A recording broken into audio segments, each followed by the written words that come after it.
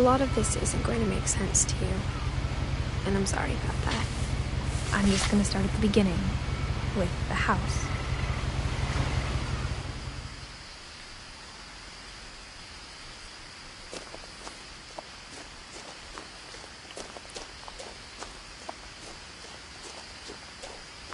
I lived here until I was 11, but I wasn't allowed inside half the rooms.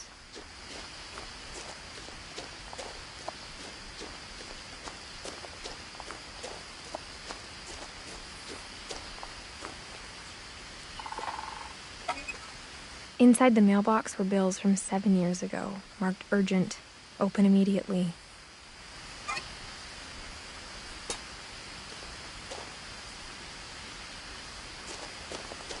I hadn't been back since my brother Lewis's funeral.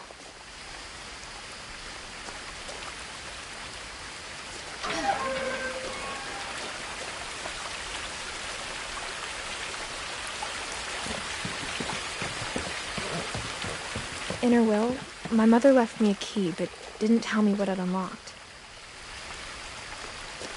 Maybe she thought I'd know.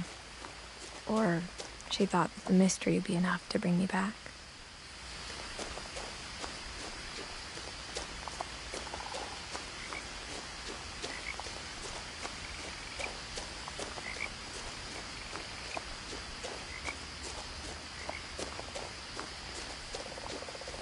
No one had driven this way in a long time, but I saw a few hoof prints.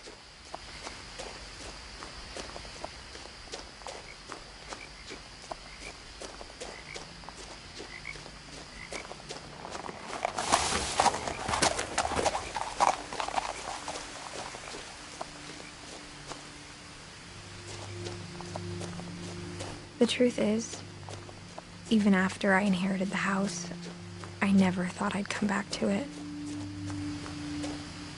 But now I had questions about my family that only the house knew the answers to.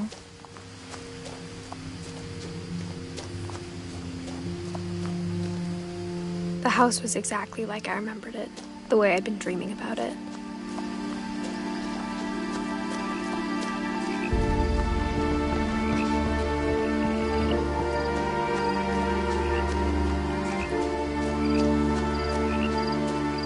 As a child, the house made me uncomfortable in a way I couldn't put into words.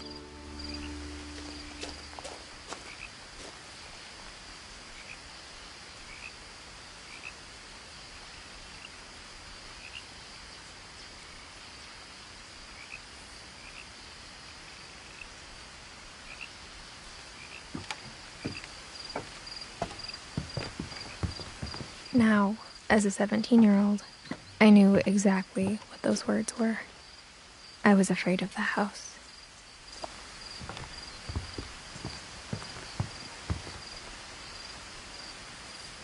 I hoped the key might unlock the front door. It didn't.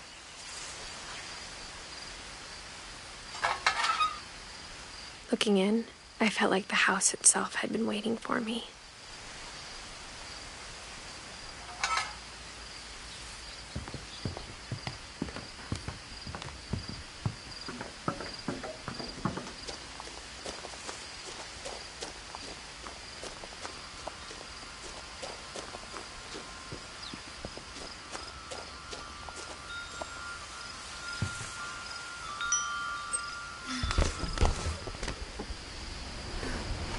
Crawling through the doggy door used to be a lot easier when I was 11.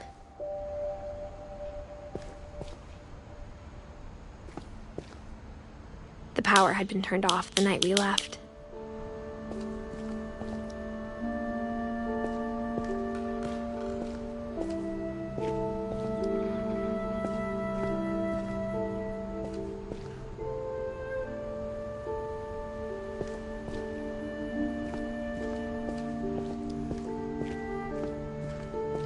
For the first time in years,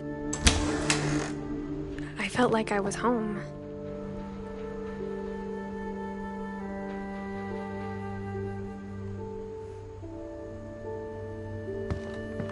But instead of a family, there were just memories of one. Like how only one restaurant would deliver to our house, so we had Chinese a lot. Or how after Louis started working at the cannery, we all got sick of eating salmon. Except our cat, Molly.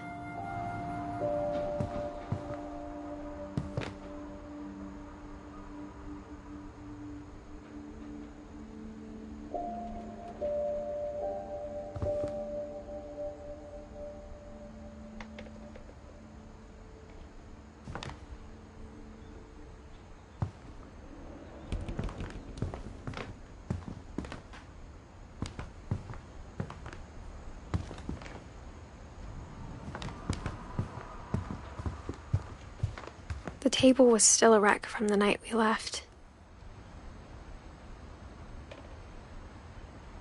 It was like a bomb had gone off, killing everyone but sparing the furniture.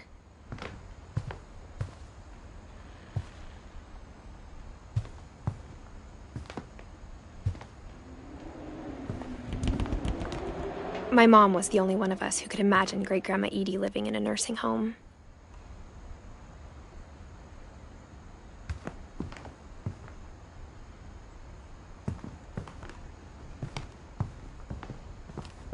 Nothing in the house looked abnormal. There was just too much of it, like a smile with too many teeth.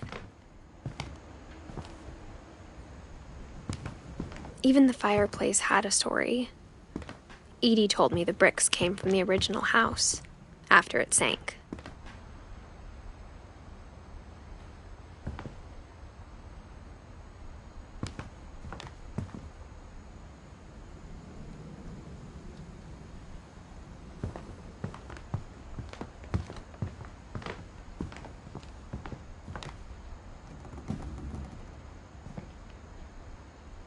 Mom always told me to stay out of the basement, so I wasn't too surprised when the key didn't fit.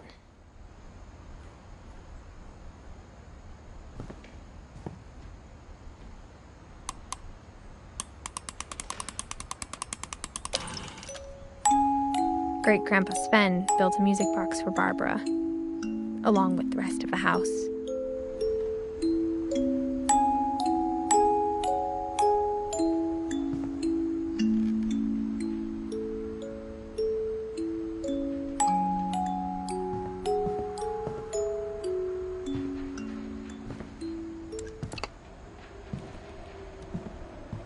My mom wasn't much of an optimist, but she never stopped believing that my brother Milton was alive. A lot of things got left behind in the whirlwind of that last night.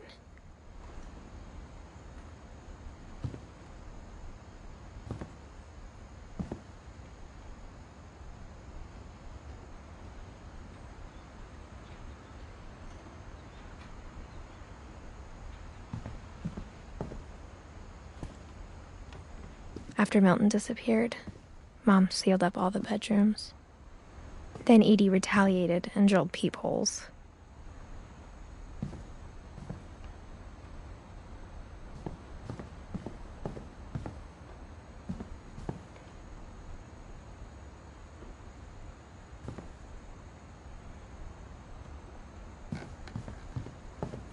I spent a lot of time playing in Great Uncle Walter's room.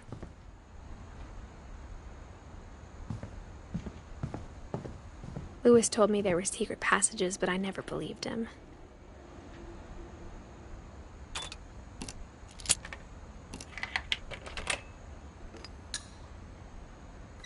Turns out, my mom was really good at keeping secrets.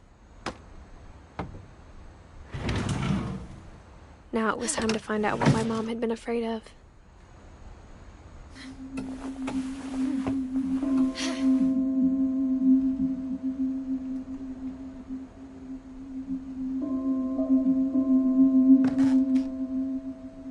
From the paintings on the wall, it was clear my brother Milton had been here before me.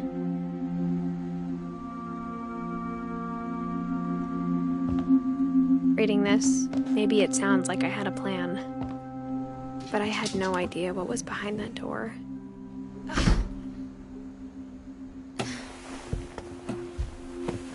Just like I had no idea where all this was gonna lead. I grew up looking at Molly's room through the peephole. Molly's gerbil had a tiny bedroom with its own even tinier gerbil cage.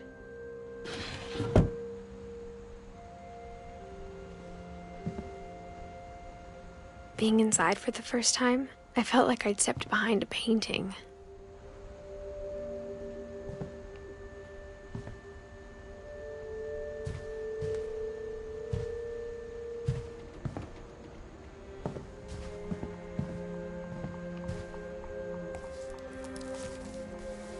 December 13th, 1947. Dear Diary, I'll be gone soon, but I wanted to tell somebody about what's gonna happen. It started when Mom sent me to bed without dinner. I woke up and I was starving, so I looked around for something to eat. The gerbil food was dry, but I didn't mind it.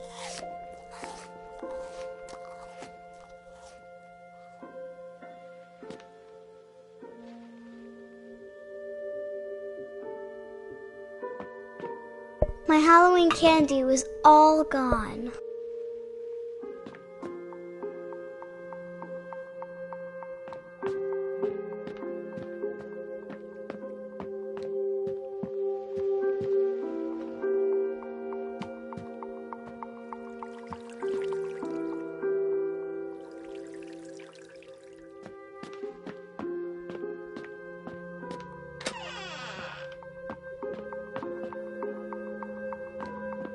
I kept eating and eating.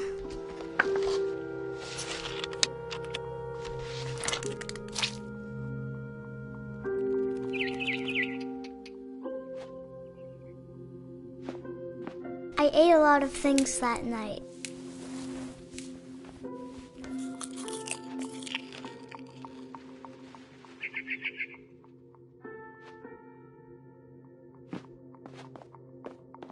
Then I heard chirping outside my window. It was a barn swallow going back to her nest. I reached out for her.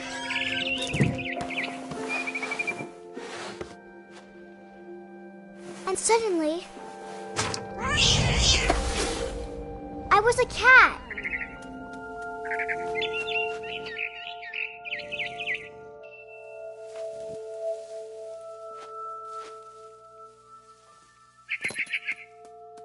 I tried to be quiet, but the bird was really scared.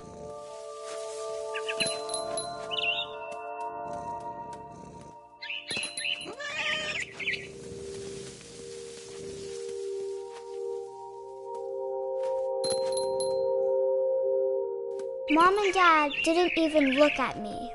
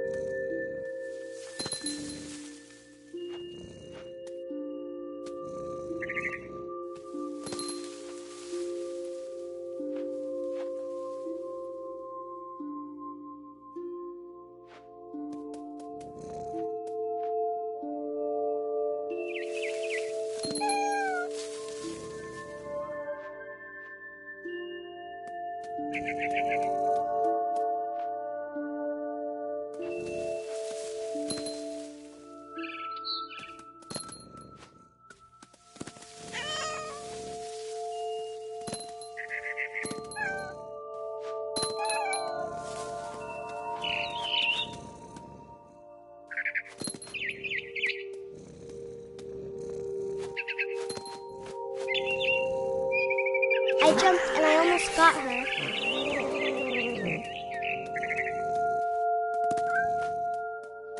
I could tell she was getting really tired. Now I was up in the big tree. I promised Dad I wouldn't climb it anymore. All I cared about was eating that mama bird. I gobbled her up. And suddenly, I was an owl. First, all I heard was the wind. Then I heard little teeth nibbling in the grass.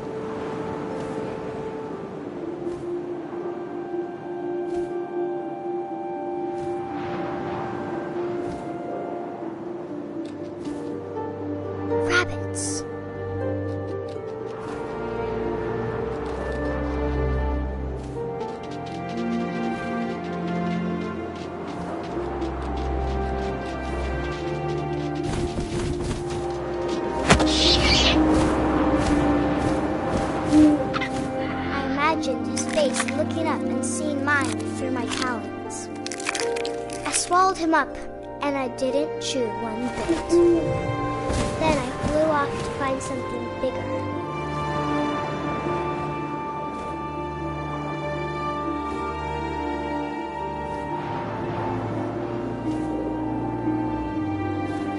A mama rabbit.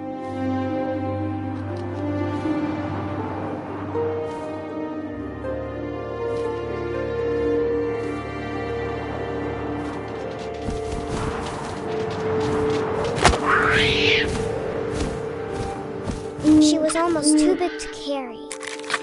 I started choking, but I couldn't stop eating. And suddenly, I was a shark.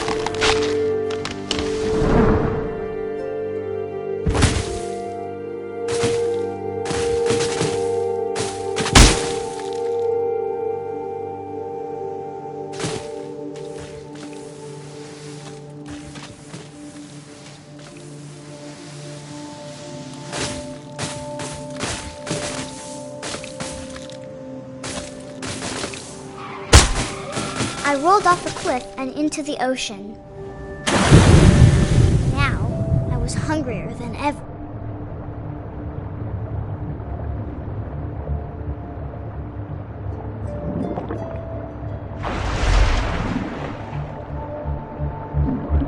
I wanted fat, juicy seals.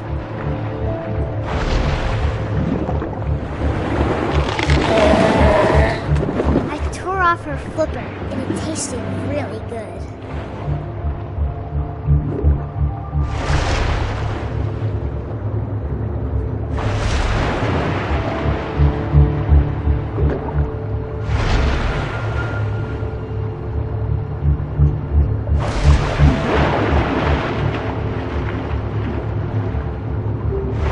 Grabbed on tight.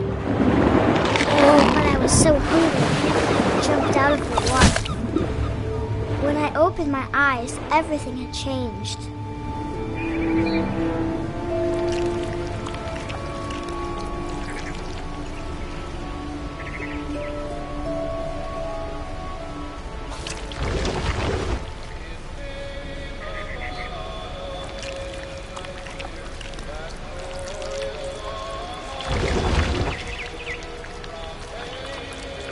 Now I was a monster, and I smelled people everywhere.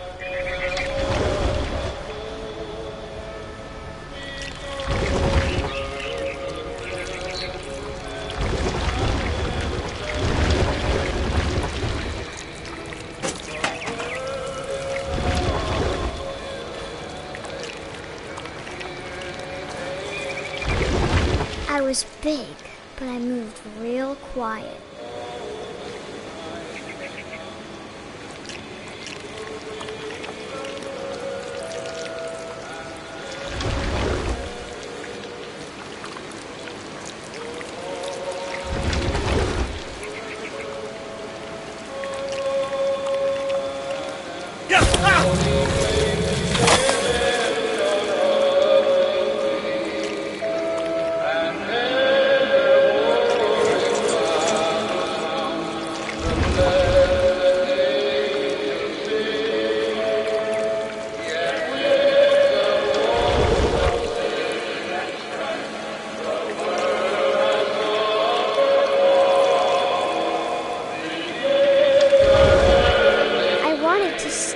But also, I didn't.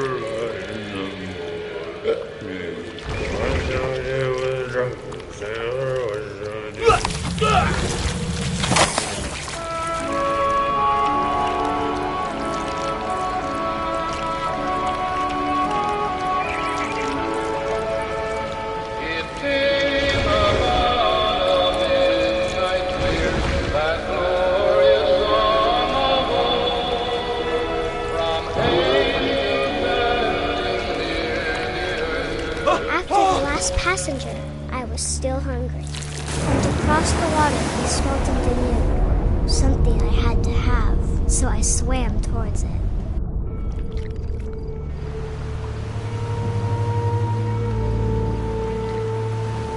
I slithered onto the sand, and the good smell went into an old pipe.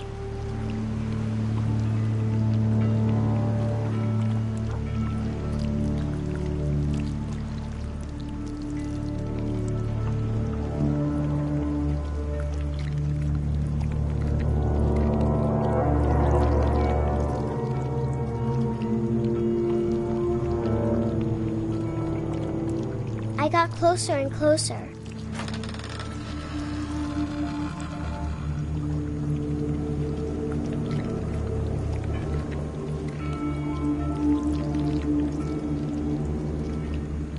All my stomach started growling. And suddenly, I was me again. I held my breath for a long time, but I couldn't hear anything. I think it's waiting for me to fall asleep. But it's not going to wait much longer. It needs to feed, and we both know I will be delicious.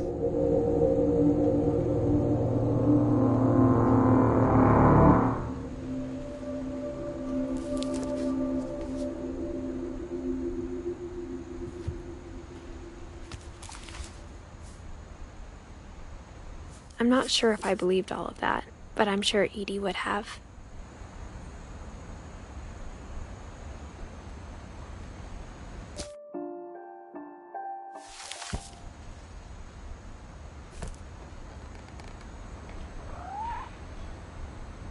I got the sense Edie had spent a lot of time here, before my mom sealed the doors.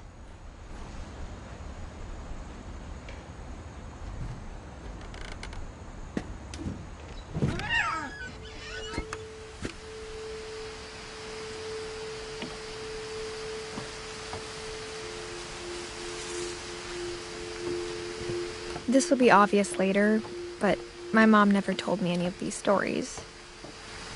Edie would have, but Mom didn't like bringing up the past. Though, when we adopted a stray kitten, she was the one who named it Molly. I spent a lot of time in Great-Grandma Edie's room.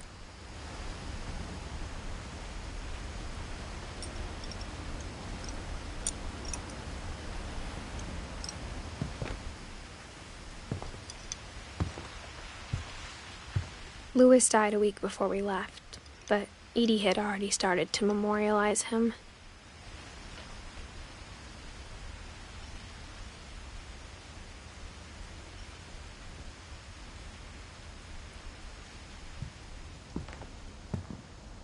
Her room was like a museum.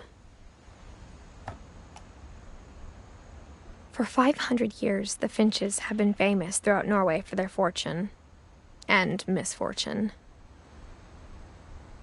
Odin Finch buries the latest victims of the family curse, his wife Ingeborg and their newborn son, Johan. On January 7th, 1937, he set sail with his family and his house, hoping to leave the curse behind. But 40-foot waves off the coast of Washington send the house and Odin to the bottom of the sea. Odin's daughter Edie, with husband Sven and baby Molly, step ashore on their new home, Orcas Island. Odin Finch is the first to be buried in the new family cemetery. His daughter Edie is already dreaming of a new Finch house.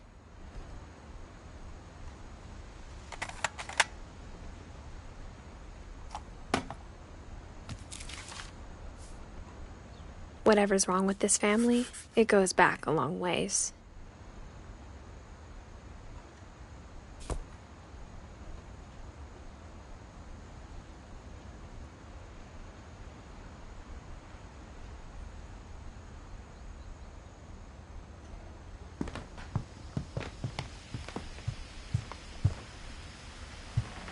Edie gave a big interview about a mole man living under the Finch house. My mom was furious. I hadn't thought of myself as Edith Jr. for a long, long time.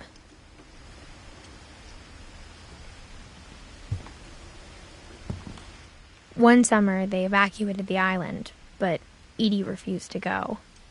For a few weeks, she was a celebrity.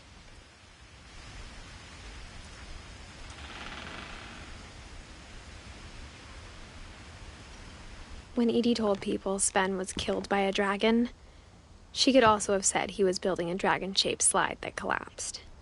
She could have, but she didn't.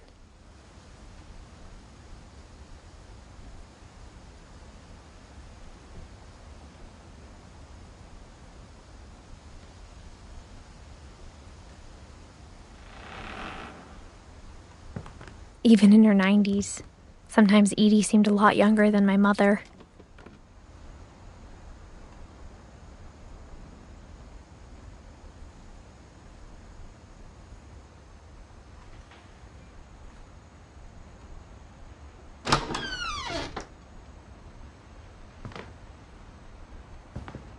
The only trace Grandpa Sam's first wife, Kay, left on the house was the pink bathroom.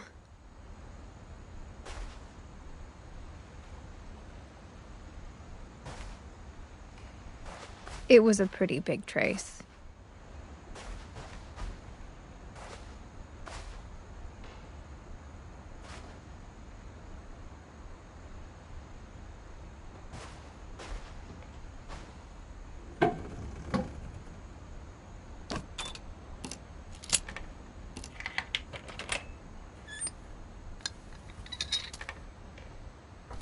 There's a secret in this bathroom. It's in the last place you would look. It isn't in the cupboard. It's hidden in this book.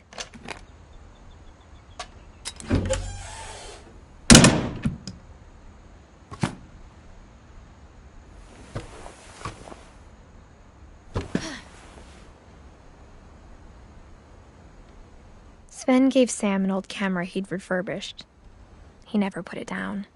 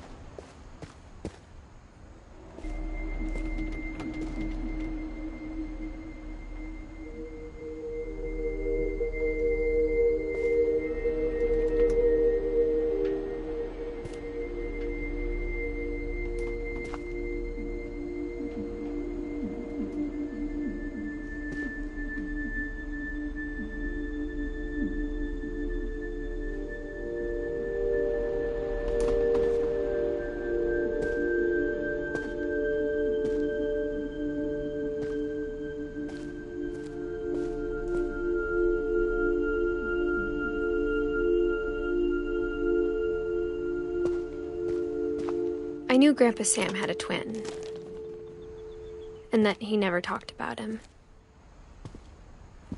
I guess my grandpa didn't like history any more than my mom did.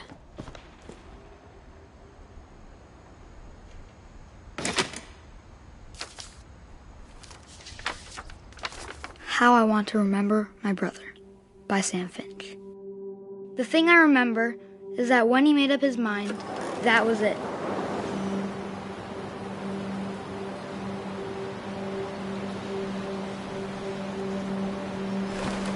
My brother said he'd die before he ate another mushroom. And he did.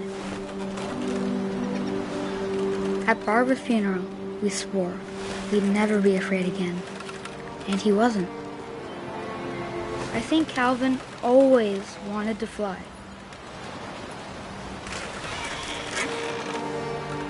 Sam! Calvin! Dinner's ready! Coming! But that day, he finally made up his mind to do it. I told him going around was impossible. Maybe if I hadn't said that. Calvin! I'm not gonna tell you again! Maybe if the wind hadn't picked up. Then maybe he'd still be here. but I doubt it. I think he'd already made up his mind. That's what I want to remember about my brother.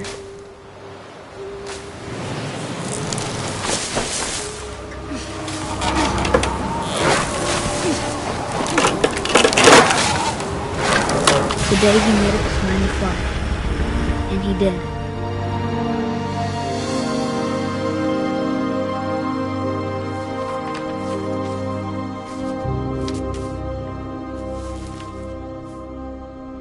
Calvin's story felt strangely familiar. When I was younger, I remember trying to do the exact same thing.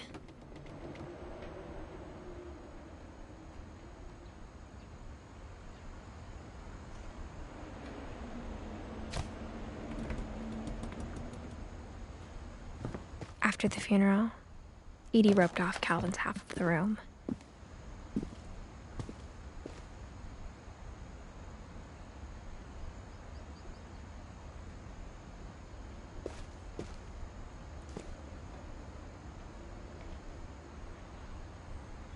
Mom said Grandpa Sam enlisted at 18 and never set foot in the room again.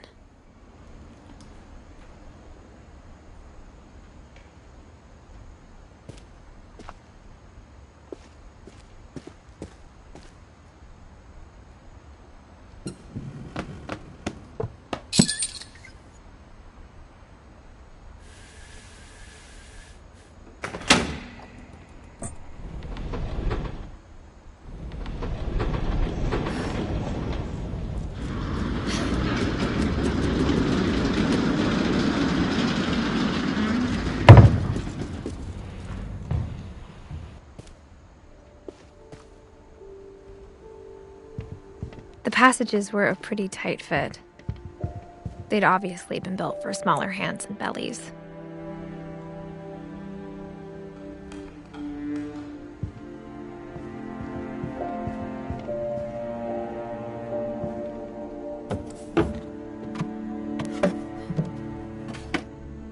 Growing up, I always thought of Barbara as a child star.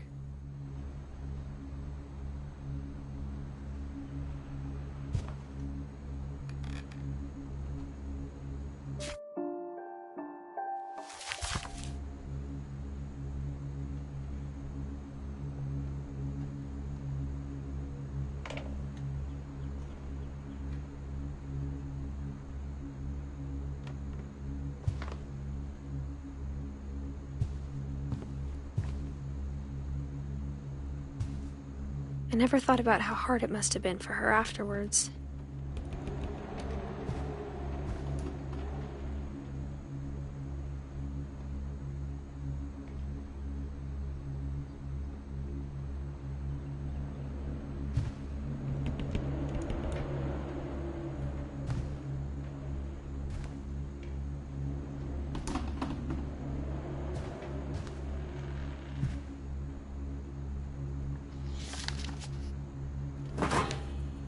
Of all the stories people wrote about Barbara's death, I'm surprised Edie saved this one.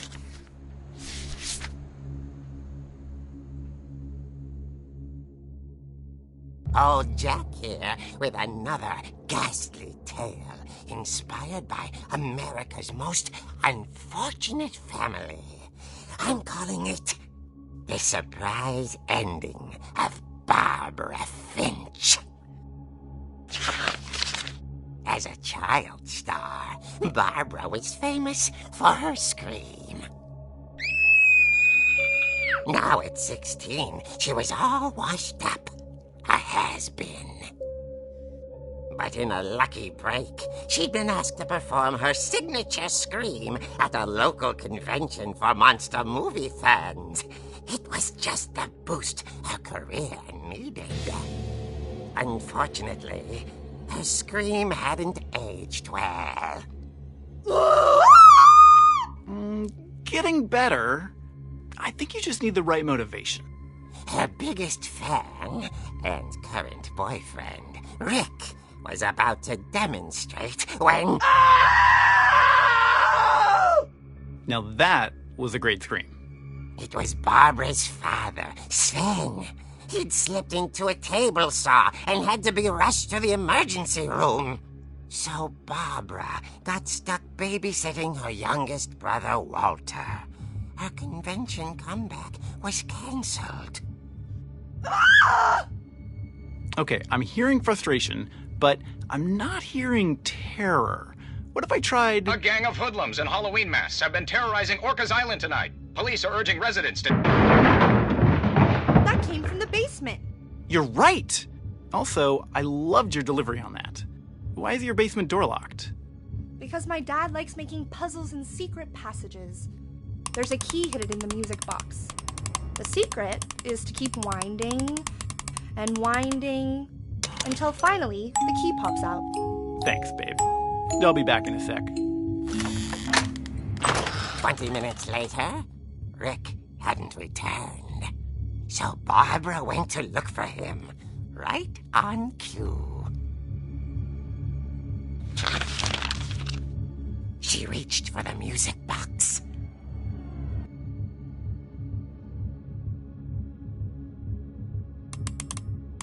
And as she wound the key, she listened for Rick, but the house was silent.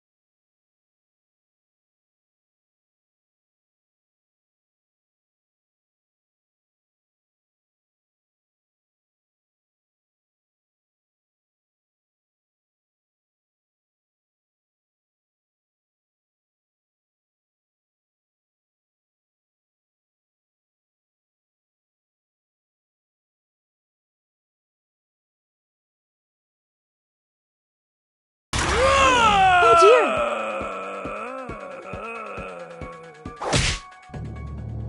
Oh! Rick? Barb, relax. I was just trying to scare you to help you find your scream. Well, I'm not scared, Rick. I'm furious. Then act furious. All I'm getting from you now is that you're hurt and confused and you're... She threw him out, but she kept a little something to remember him by. Barb, have you seen my other crutch? And she was still holding it when she fell asleep watching the late picture show.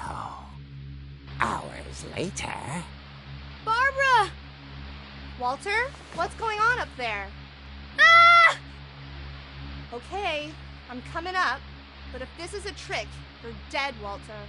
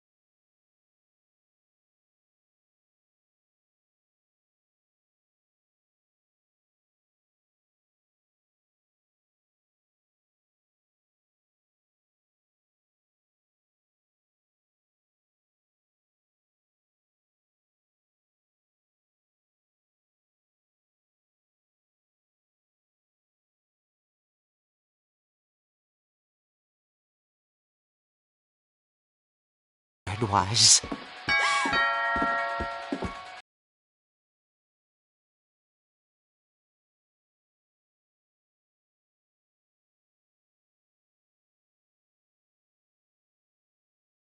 It was coming from inside the house.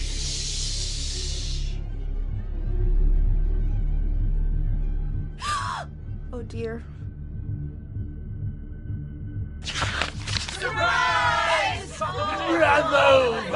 You were wonderful.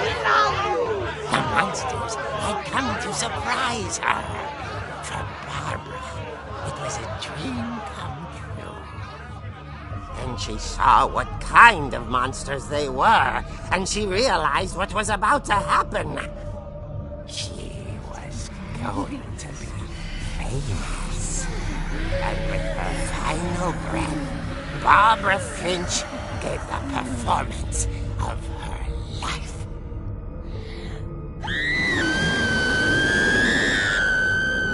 I wasn't there myself, but I hear Barbara was magnificent.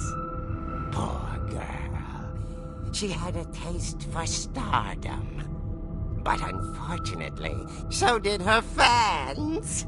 Of course, the police blamed it all on poor Rick, who disappeared the same night. And little Walter, hiding under his bed the whole time. He took it all pretty hard, but that's another story. As for Barbara, tucked inside the music box is all they ever found of her. Her ear. Now that's what I call a real eerie tale.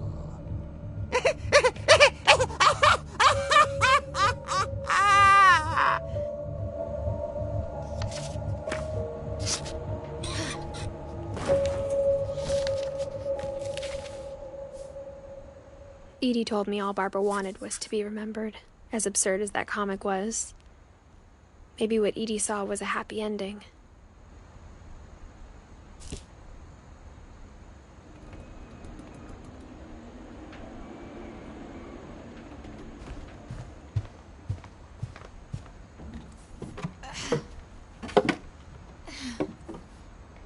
I guess now I know why Mom didn't like me playing with the music box.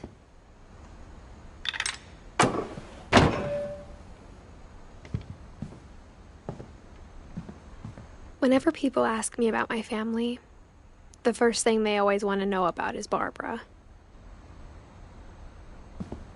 Edie's father, Odin, built the original house.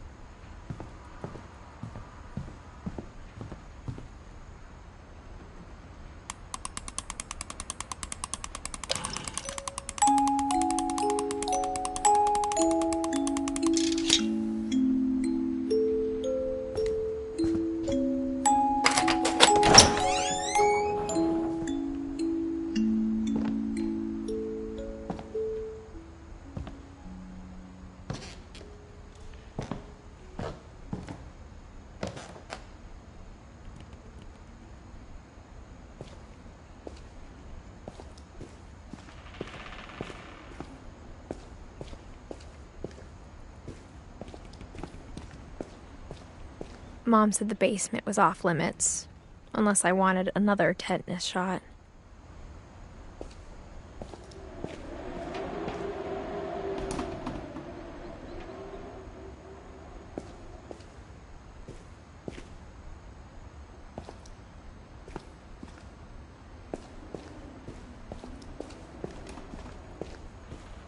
I saw Edie sneak down to the basement once, carrying packages. I thought maybe she was hiding presents. It turned out she was hiding a lot more than that.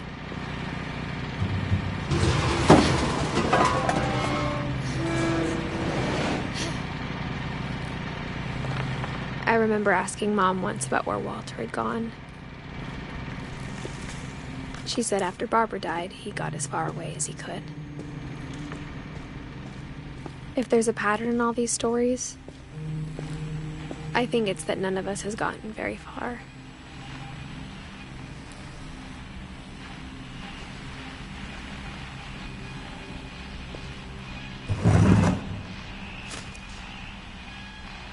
Goodbye, everyone. I can't believe I've been down here for 30 years.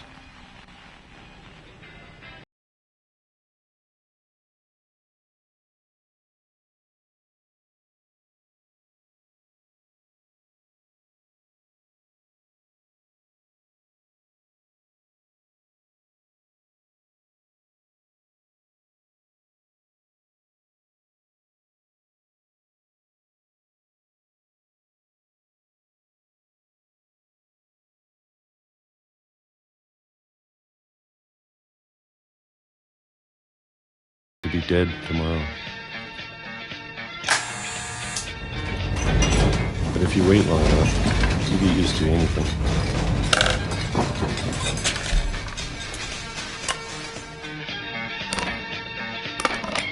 Even a monster on the other side of the door starts to feel normal. Almost friendly.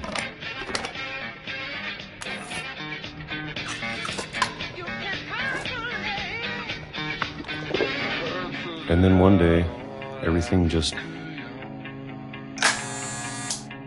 stopped. Whatever that thing was, it was gone. Maybe it got tired of waiting.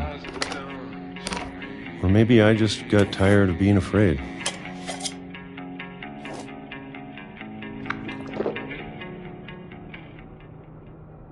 It's been a week now, the longest in 30 years. I'm done waiting.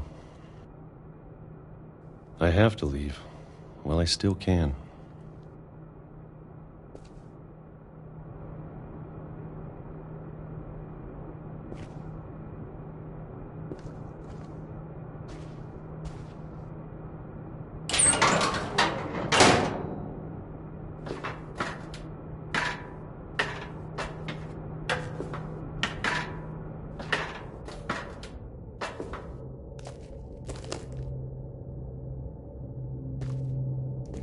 I know it's out there, somewhere. Whatever killed Barbara and Molly and Calvin.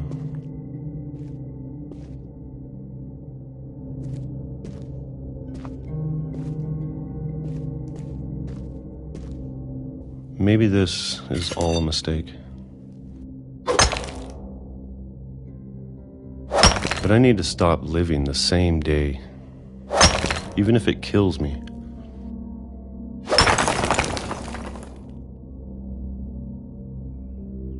Whatever's out there, I want you to know I'm ready for it. I'm going to appreciate all of it, especially the food. I don't mind if I only have a year left, or a month, or a single week. I'd be happy with one new day. I can already imagine the sun on my face.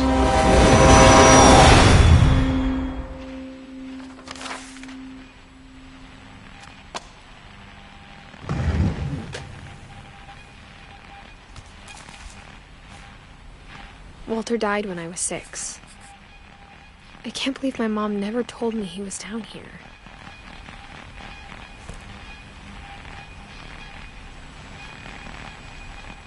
I'm sure my mom was trying to protect me.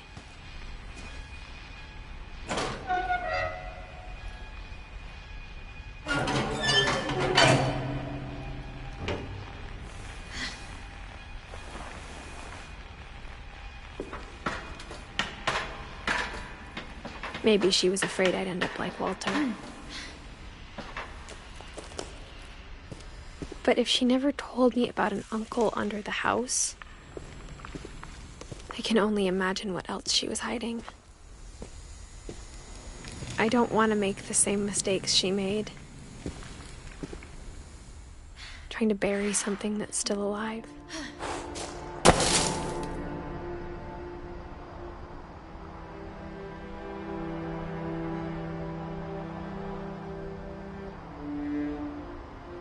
Now that there's only one of us left, or maybe two, I thought it was time I heard the stories for myself and found out what happened to everyone else. But now I'm worried the stories themselves might be the problem. Maybe we believed so much in a family curse, we made it real.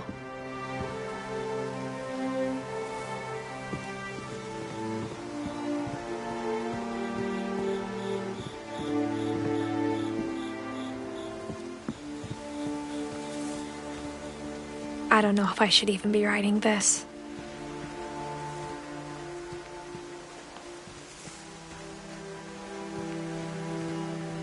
Maybe it'd be better if all this just died with me.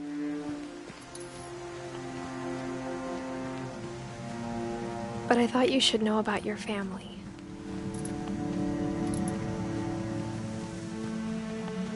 And the history you're a part of.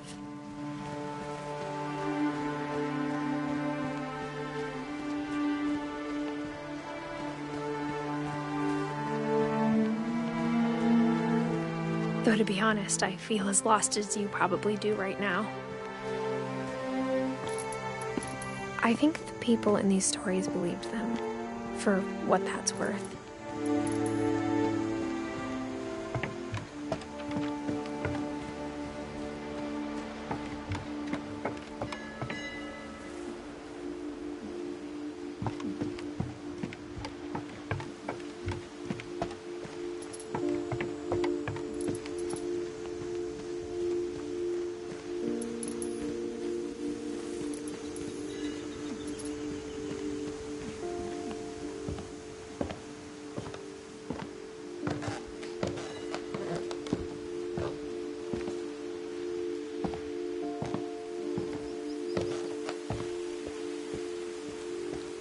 Look at the house. That history of imagination and stubbornness and madness. Any of it seems possible.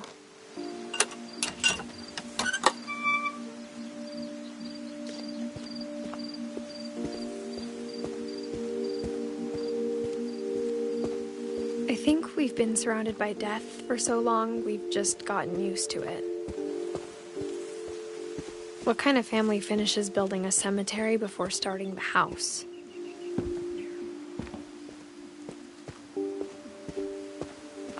It's embarrassing for me to admit this, but the pet cemetery made me more uncomfortable than the human one. 3 of the gerbils are mine, and 2 had been my fault.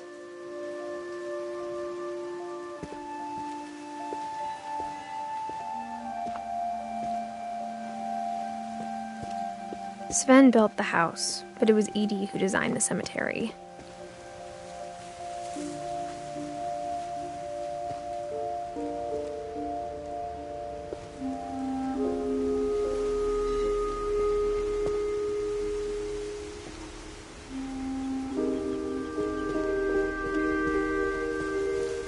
I'm sure Odin's monument had been Edith's idea.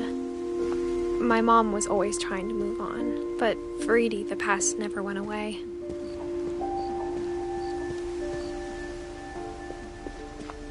She could see it poking out of the water at low tide.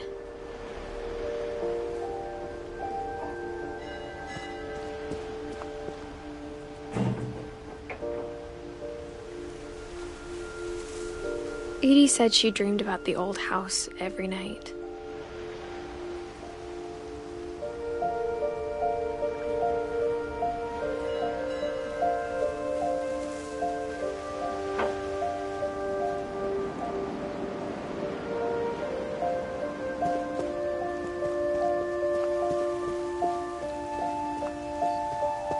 Edith's side was always easier for me to understand. But the older I get, the more I can see where my mom was coming from. Her dad had been pretty strict, but it wasn't enough to save her brothers. She was just trying to do better.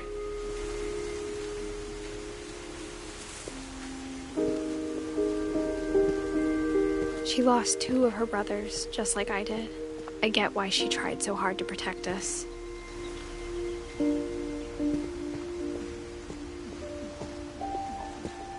There's so many things I wish I could ask my mom now. Part of me thinks this is what she wanted all along. For me to come back someday and find everything out for myself.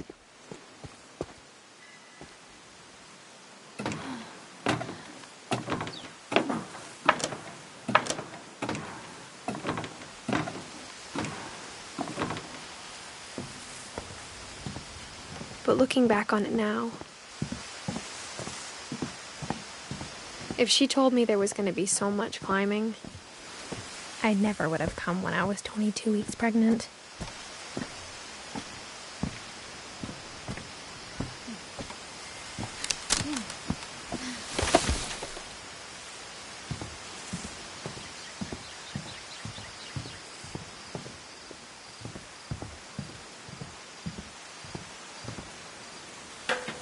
I never met Grandpa Sam, but I think he and my mom had a lot in common.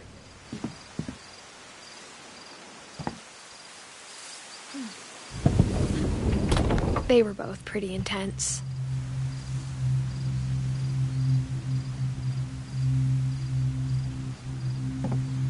Sam spent his life shooting photos, but Mom said he got nervous being in front of the camera. I guess we're all afraid of something.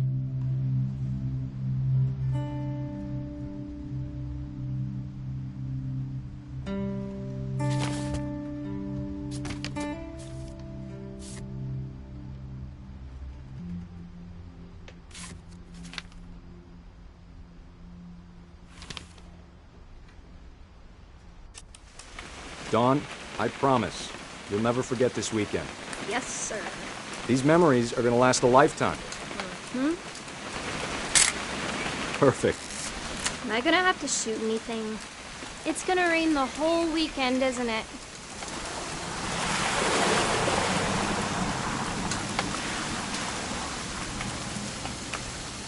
I will never forget this weekend, Dad.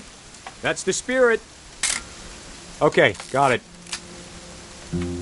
I'm gonna take some pictures, okay? Just be careful. That camera's older than you are.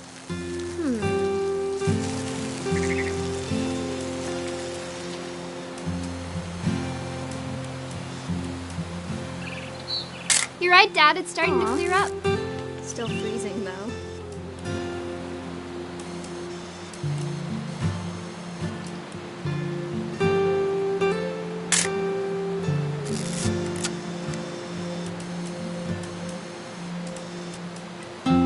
Definitely should not have drunk all that coffee.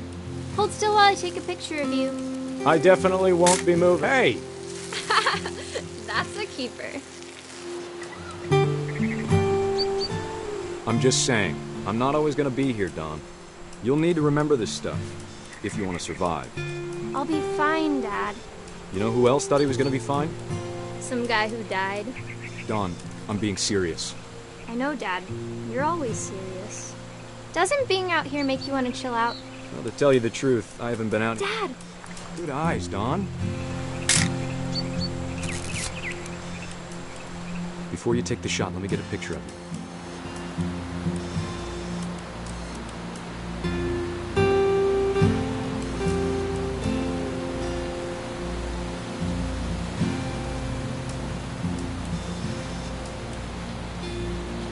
Dad, Just breathe. Turn off your imagination. Focus on your target.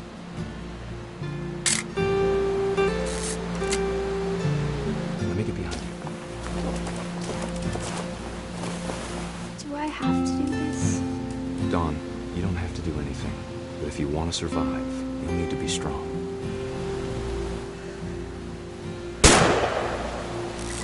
Great shot, Dawn!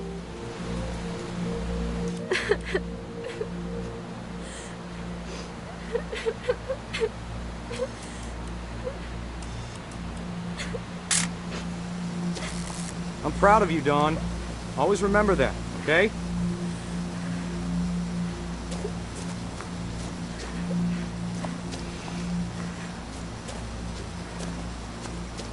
Sorry, Don, just gotta reset the timer.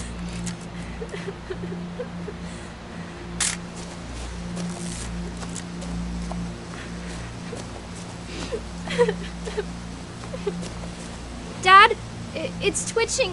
I think That's it's totally normal, Don. Just focus on the camera. Try not to think about— Dad!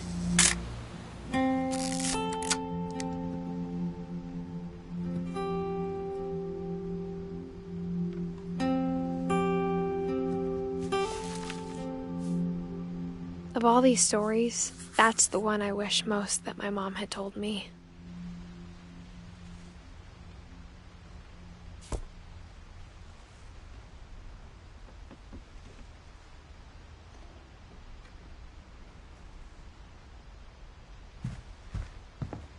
Instead of hiding from death, Sam seemed to go out of his way to meet it.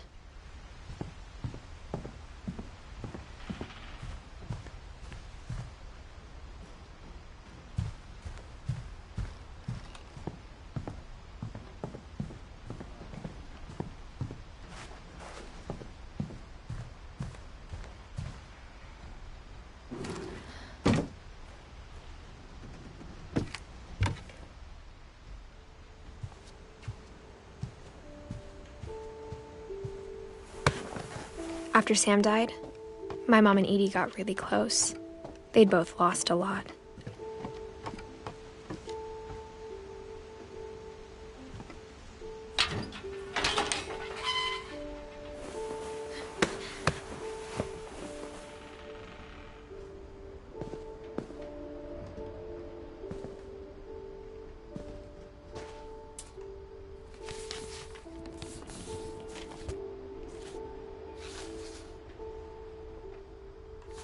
Dear Kay, do you remember the way Gregory used to laugh when he thought he was alone? Like something funny was happening, but only he could see it.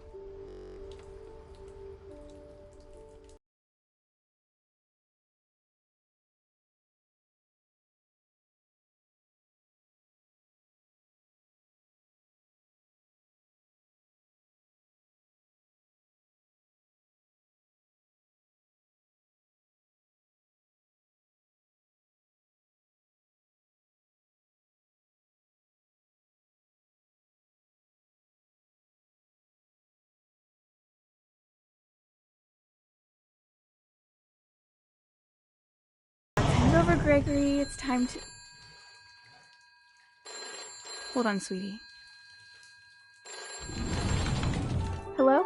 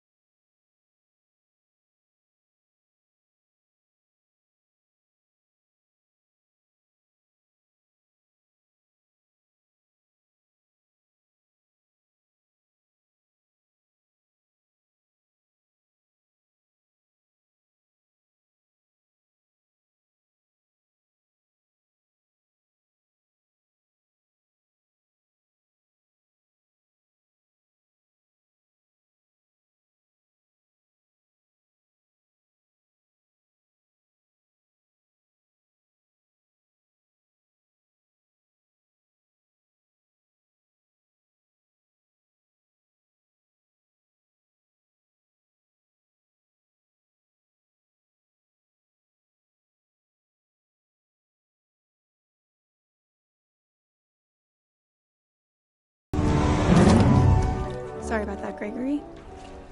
I know you did everything you could.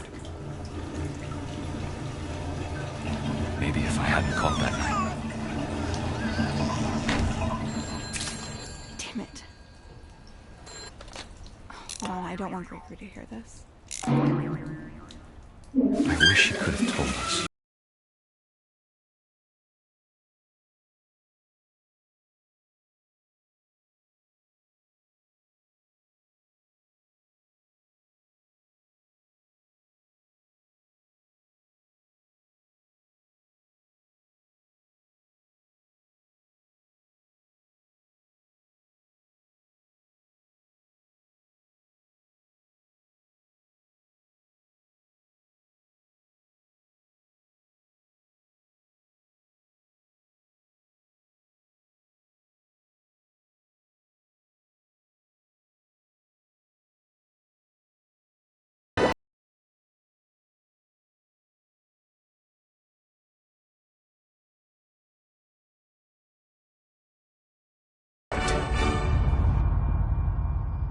Good luck, Kay.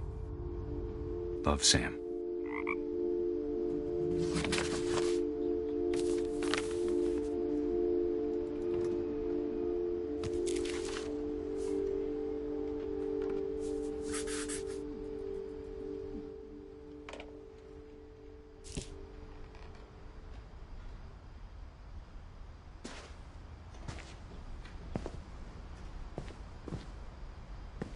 I can't imagine my mom ever writing poetry, and yet...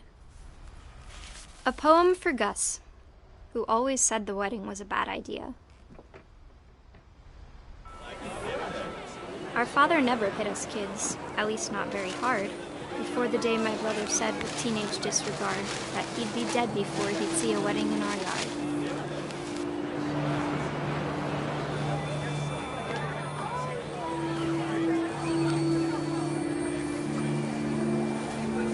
My father made him come, of course, but Gus stood far apart, just flew his kite and bottled up the storm inside his heart.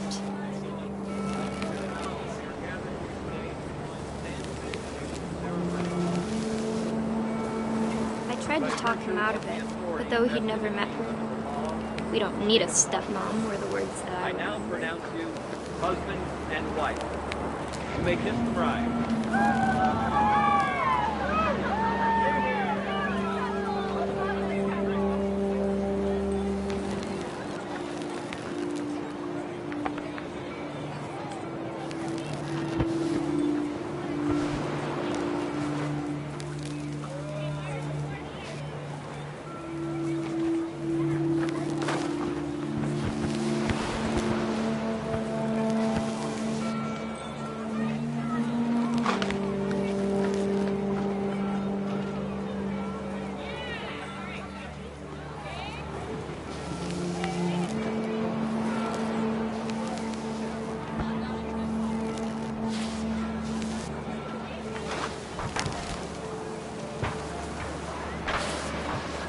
When the time for photos came, Dad ordered him to come here.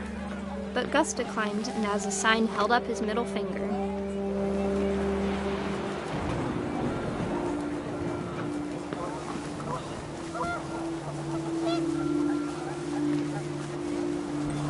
The wind picked up, and panicked geese appeared and quickly went.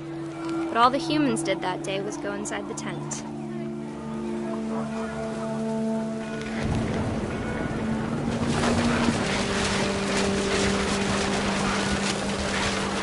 Rain came down in buckets then, but no one seemed afraid that nature might destroy the tent our dad had crudely made.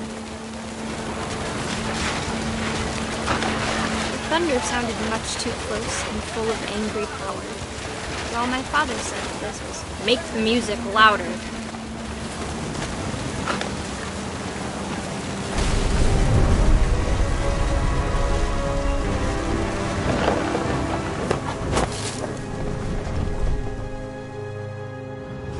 I wish that I could truly say I thought about you on that day. Out there on the beach alone, just you, the wind, the sea, and foam. But I didn't, until we found you.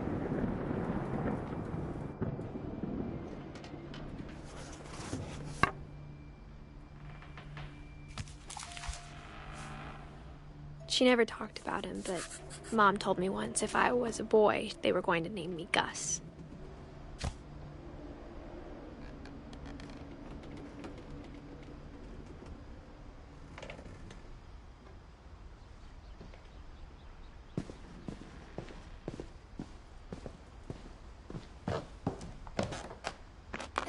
My mom moved up to the loft after her brothers died. At the time, it was as far away as she could get.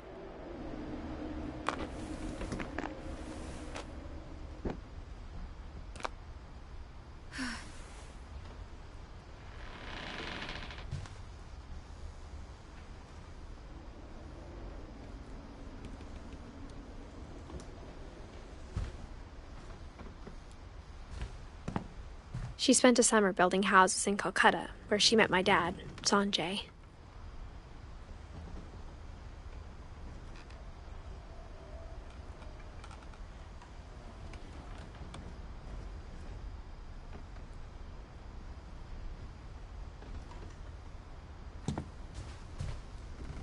Religion was another thing my mom never talked about, but I think it helped her a lot after her dad died.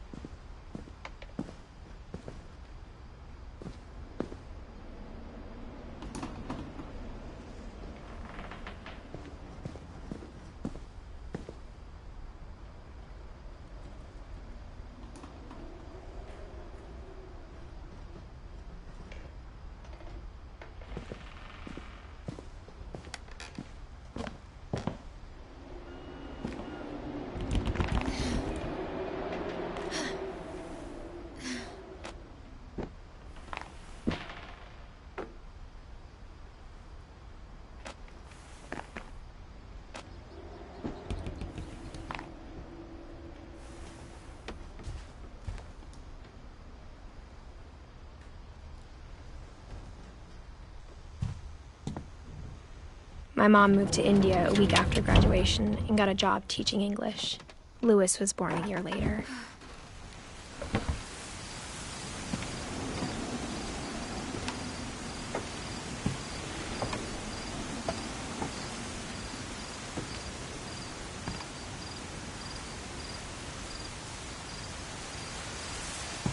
When my dad died, I don't think Mom knew where else to go.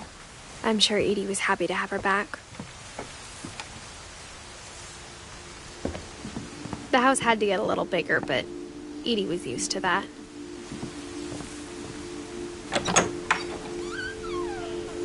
And for a while, things were good. Almost normal.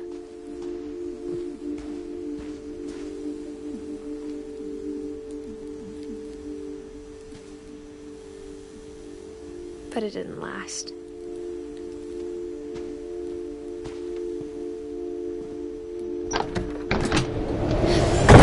The beginning of the end was Milton's 10th birthday, when Edie gave him a castle.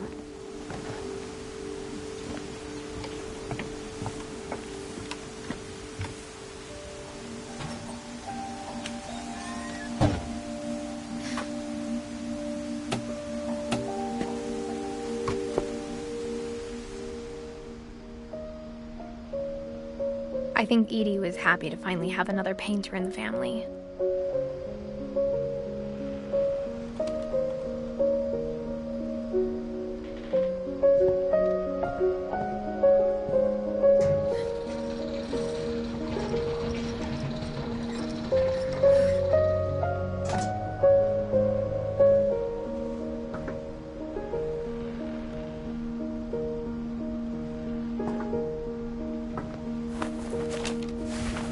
Milton Finch in The Magic Paintbrush.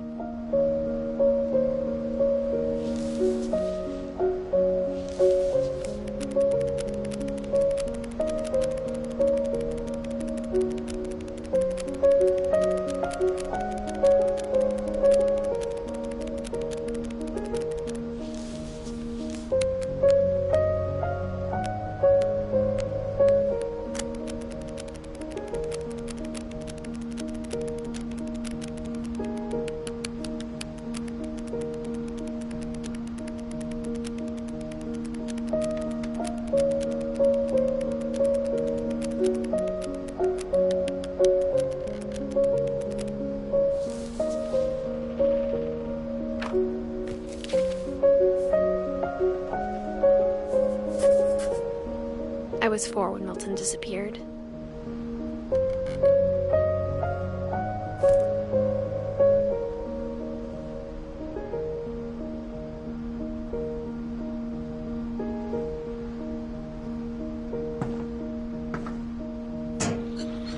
Mom spent months searching for my brother. Then she sealed the doors.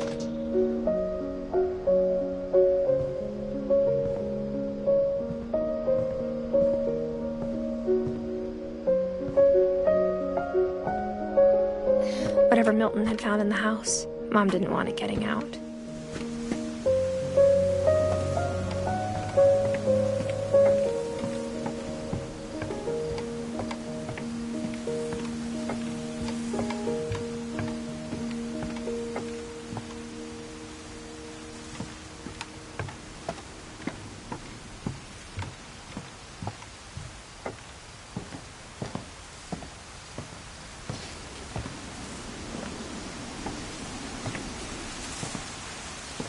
Mom definitely blamed Edie, but I think Louis blamed himself. After he graduated, he just spent more and more time in his room, until Mom got him a job at the cannery.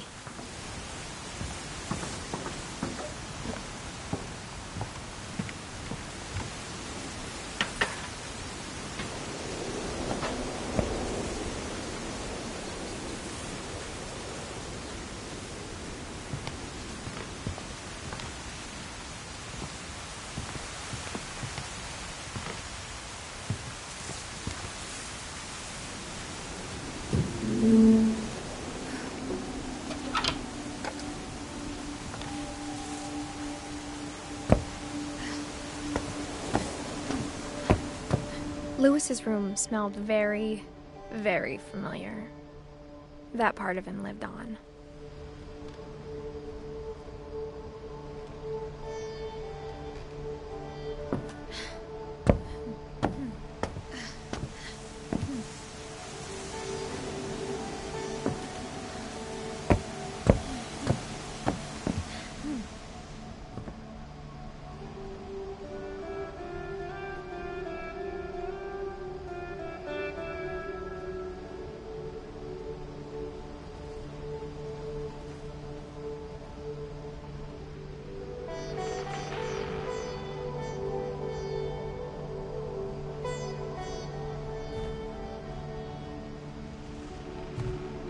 Louis and I spent a lot of time playing games together, but he was surprisingly bad at them. He died a lot.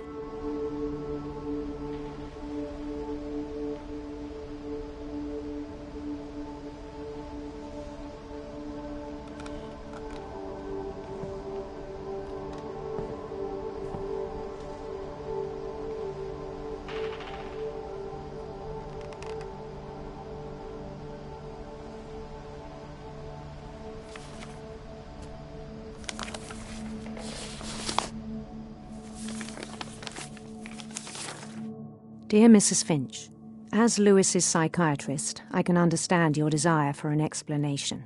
As I see it, the trouble began in January, shortly after we convinced your son to seek treatment for substance abuse. Newly sober, I believe Louis first noticed the monotony of his daily life.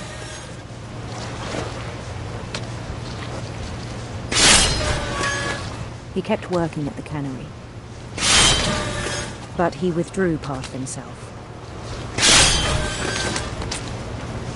In our sessions, I saw the same behavior. His mind began to wander. I asked him to describe it.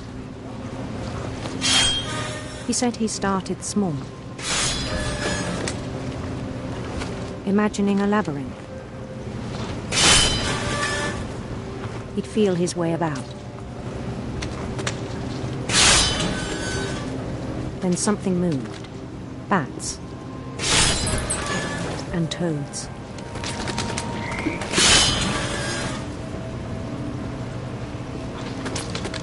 And things that had not names.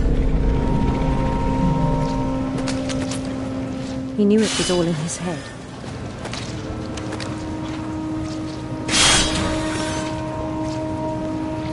But he took it very seriously.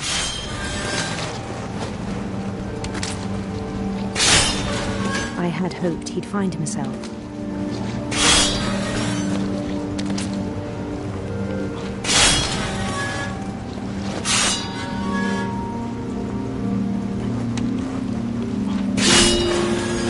But he found something more.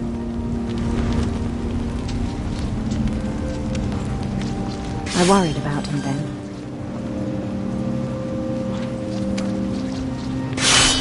Daydreaming at the cannery, I spoke with his boss. But he said Lewis had become a model employee. Methodical, tireless, focused. Like a whole new Lewis. So I let him go on.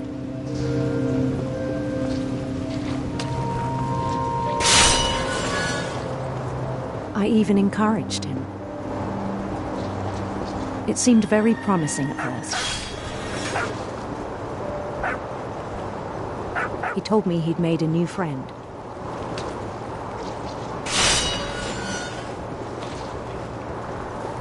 On the edge of a city he named Lewis-topia.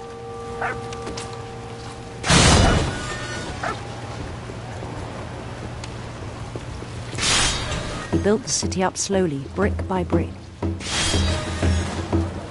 Then he made musicians.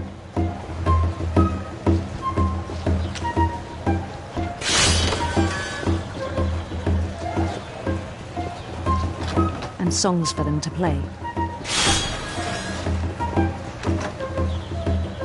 He talked about starting a band. And he was always humming something. Every day his imagination grew stronger.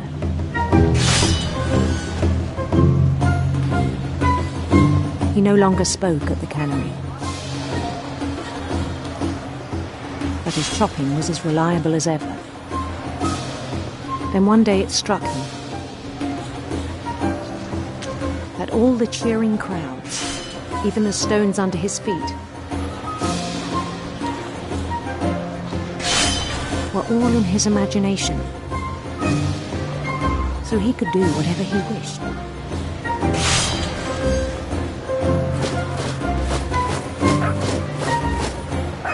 He held an election for mayor, and he won. They begged him to stay, but his mind was already wandering. It became a game for him.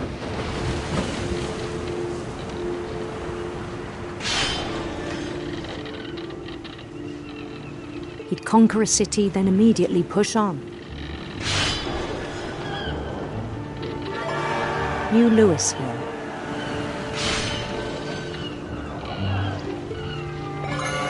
St. Louis. He started drifting away from our reality.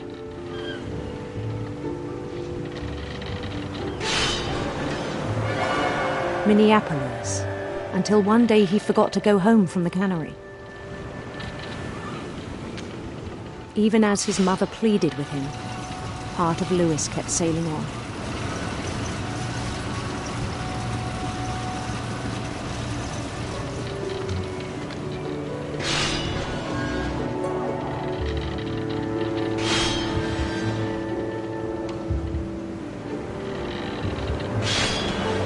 In Lewisburg, he heard rumors of a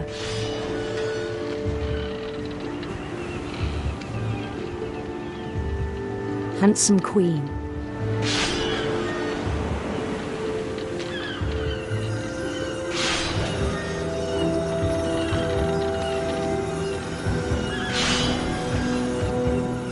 The queen was on her own quest for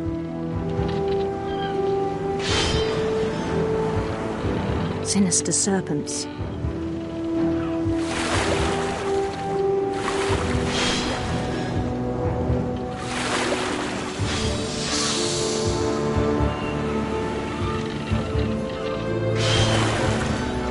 He followed the sound of her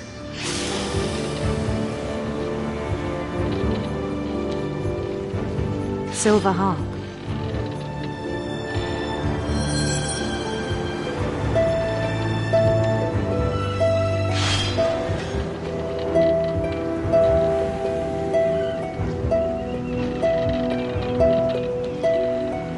His chase led him to a golden palace east of the sun and west of the moon.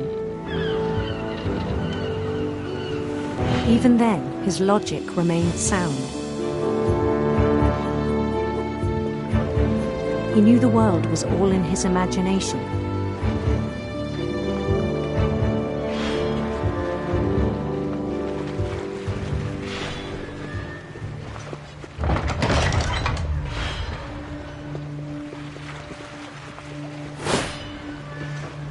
But he was so proud of having created it.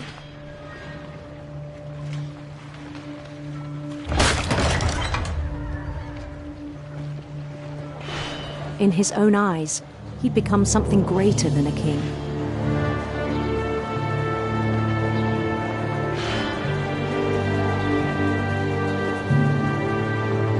For someone who'd never known success in the real world, I think it was overwhelming. And then it struck him that the real Lewis was not the one chopping salmon, but the one climbing the steps of a golden palace.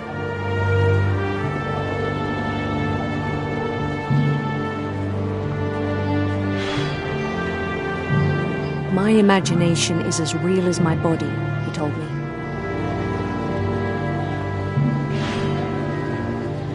It was hard to argue with him.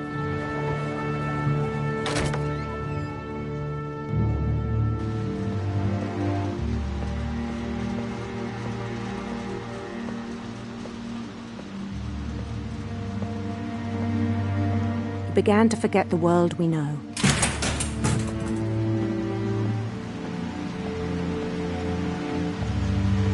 I think it pained him to remember Lewis, the cannery worker.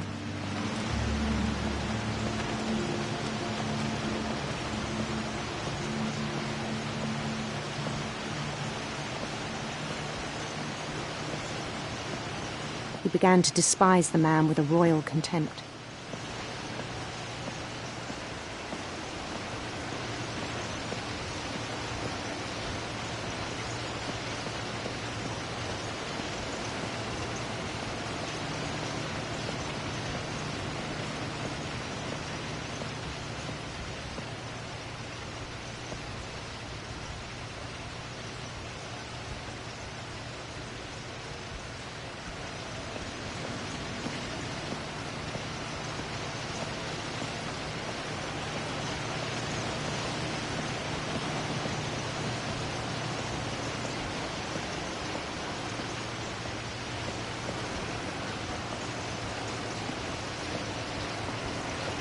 I still thought I could save him.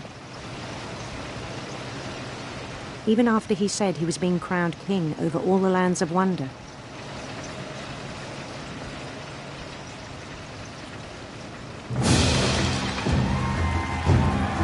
The palace would be packed with his companions.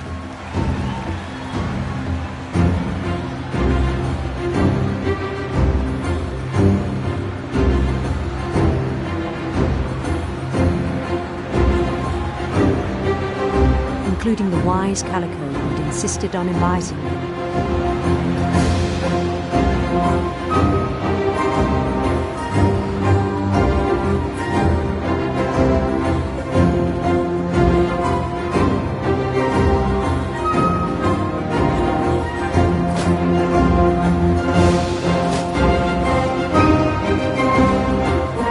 His queen waited, holding his crown.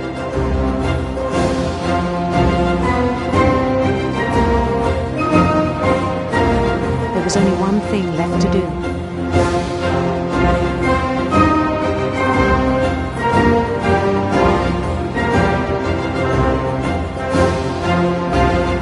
Bend down his hair.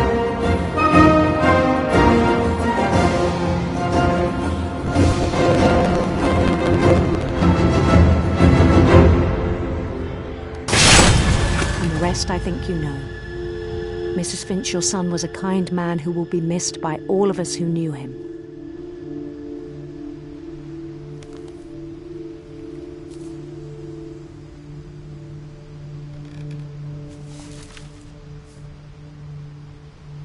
My brother was really cool. I wish you could have met him.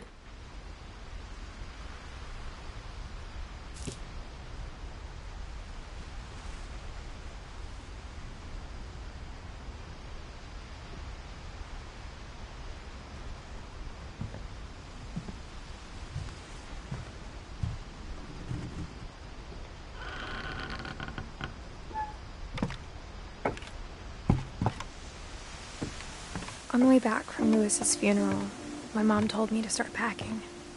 She waited until the day before we left to tell Edie. I'm not sure if she wanted to make it easier or harder. I wish we'd stayed.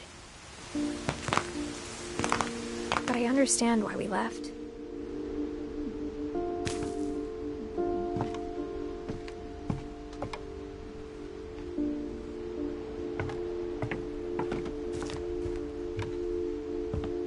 My mom ended up leaving everything behind.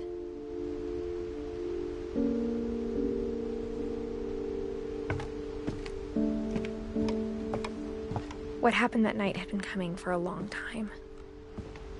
Maybe it should have come sooner.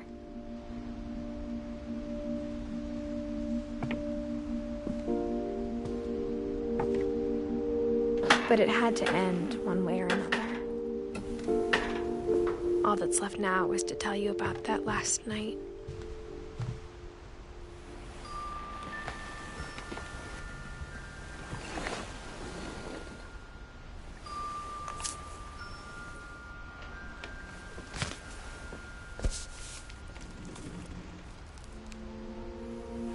That whole last day, Edie just watched us pack and didn't say a word. Until supper, when she raised her glass and said, "To our final night together, and all our final nights apart." Grandma, you know what I said about alcohol. Some of your medications are very Edith, specific. I left a present for you in the hallway. Why don't you go open it? The grown-ups have to argue now. I'm sorry, you're right. We're all leaving tomorrow. Let's just enjoy our last... I'm not leaving. Edith, you're excused.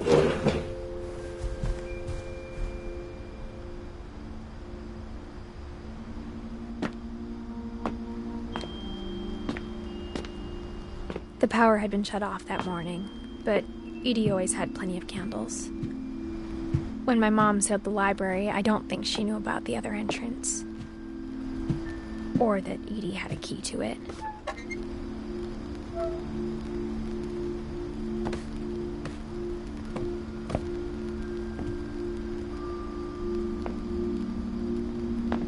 That thing you're afraid of isn't going to end when you leave the house. Edith has a right to know these stories. My children are dead because of your stories. I think it's best if Edith and I leave tonight.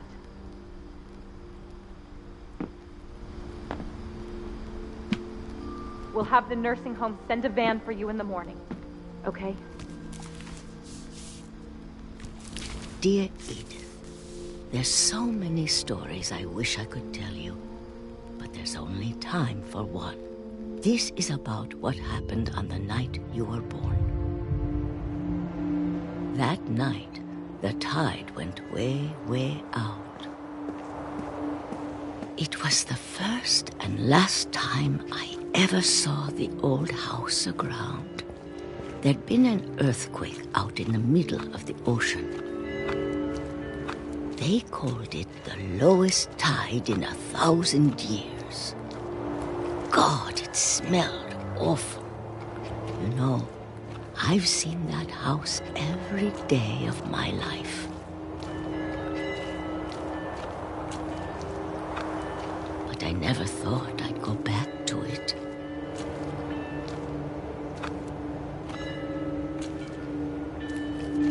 When the fog rolled in, I lost my way.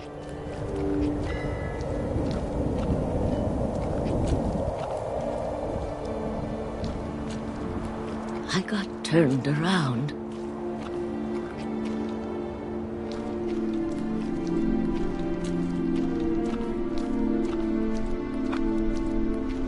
I started seeing things.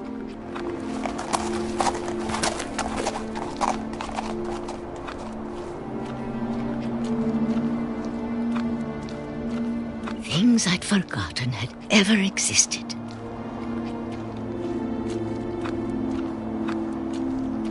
But when I saw them, they felt like old friends. That night, a lot of things came back to me. Or maybe I came back to them.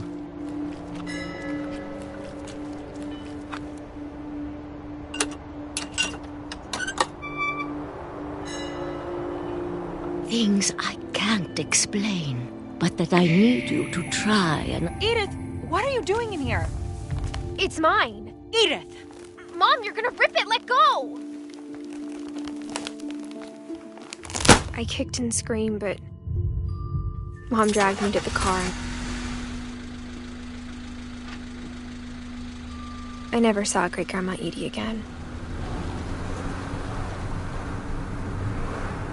The next morning, the van came to pick her up, but she was already gone.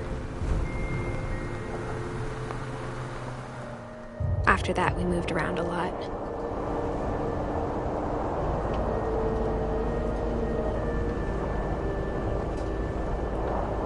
We both tried to make the best of it.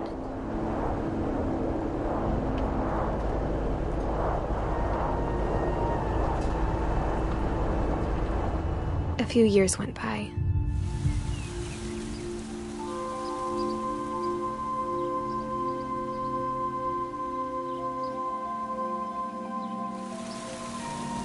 My mom didn't like to talk about it, but she started getting sick a lot. The rest happened pretty quickly.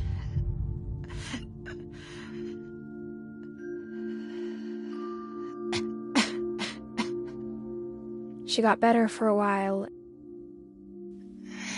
and then she didn't.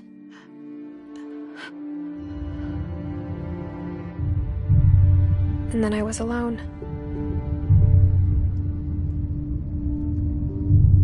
The last Finch left alive.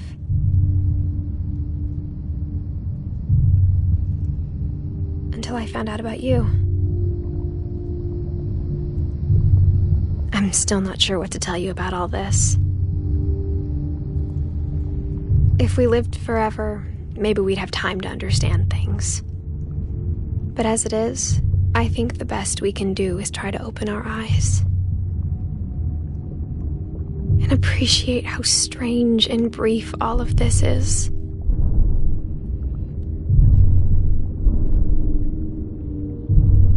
This journal was supposed to be for you. But now I hope you'll never see it. I just want to meet you and tell you all these stories myself. But I guess if you're reading this now, things didn't work out that way.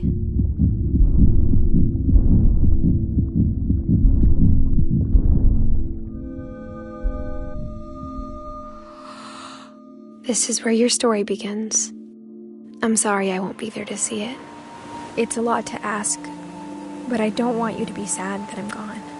I want you to be amazed that any of us ever had a chance to be here at all. Good luck.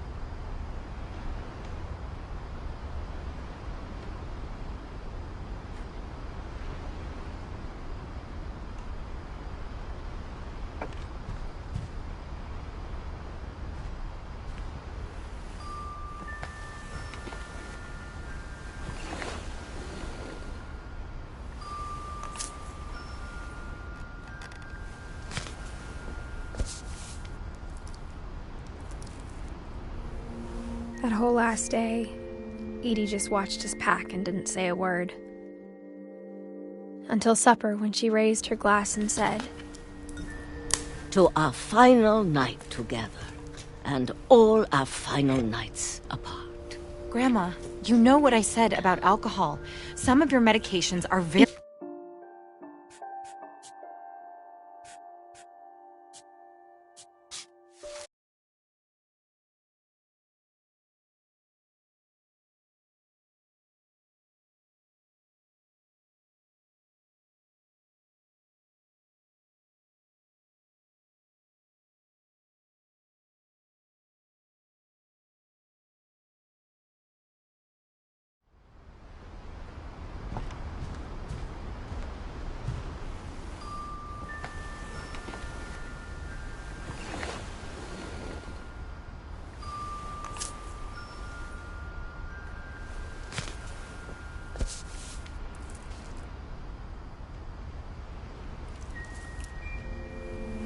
That whole last day, Edie just watched us pack and didn't say a word.